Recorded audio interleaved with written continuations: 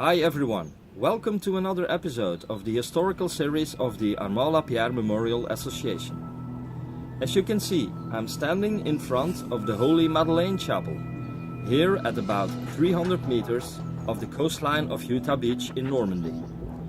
A well-known place that, with some minor damage, survived the harsh shelling and fighting of D-Day.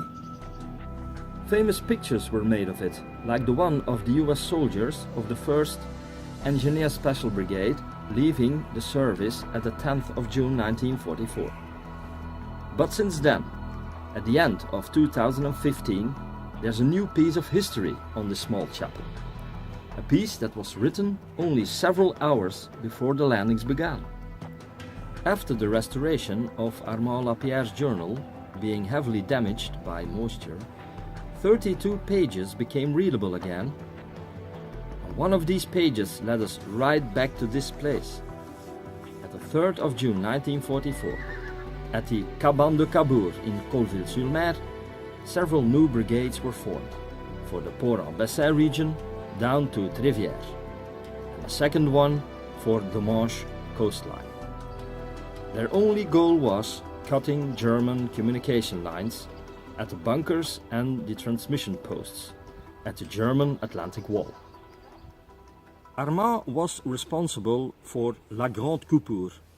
It's the cutting of the lines at La Chenevière in Port-en-Bessin and the Buffer region and the transmission posts of Colville-sur-Mer, about 200 meters from the place where the Omaha Cemetery is right now. His best companion, Gillot, comes into play in a daring sabotage right here, where we're standing now at about 30 meters behind the chapel, on the night of the 5th of June 1944. He and his companion Boson will take off from Saint-Marie-du-Mont, guided by Le Nez, a local farmer who had the possibility to reach the coastal region with permission. After all, this Le Nez was well informed that the landings were coming.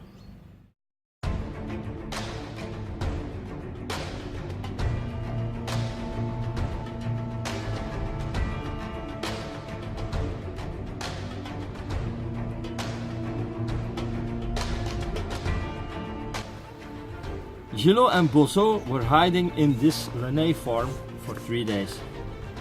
Bozo was coming from Saint-Marie-du-Mont. Gillot was coming from the Colville-sur-Mer hideout at Cabourg. The farmer's son was the one who led these men towards the Holy Madeleine Chapel, and he lived here, right on this farm. They supplied the hideout for Gillot and Bozo in these stables on the left side.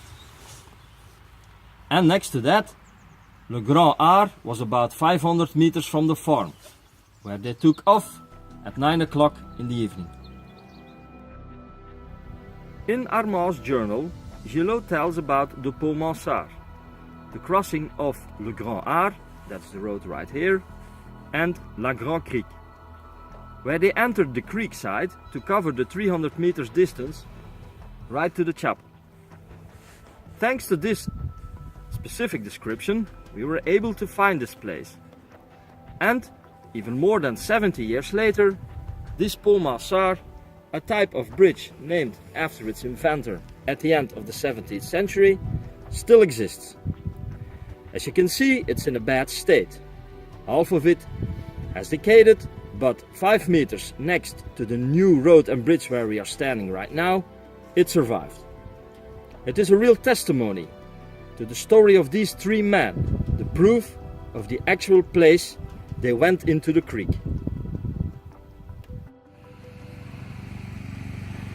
Now, as you can see, one of the creeks of the Grande Cric leads up to the left side of the cemetery of the Holy Madeleine Chapel, still as it was during that time. Gillot, Le Nez and Boson crawled more than 300 meters to reach this site about midnight. The reason was one of the communication boards at about 30 meters behind the chapel, right there. It was the heart of the connections by wire between the bunkers and the artillery strongholds at La Grande Dune and La Madeleine. The Germans led these rather unknown communication boards away from the coastline to keep them from immediate destruction in case of an assault or an attack on the bunkers. The threesome made their way back through La Grande CRIC, as Gillot tells his story on the 29th of June 1944 to Armand, who writes it down as a report on this action being part of La Grande Coupure Bassin et Manche.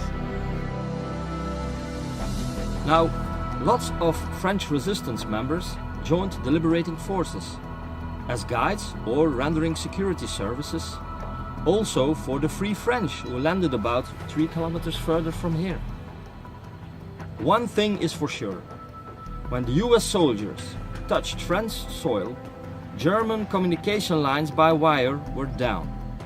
If their action had any impact, we will never know.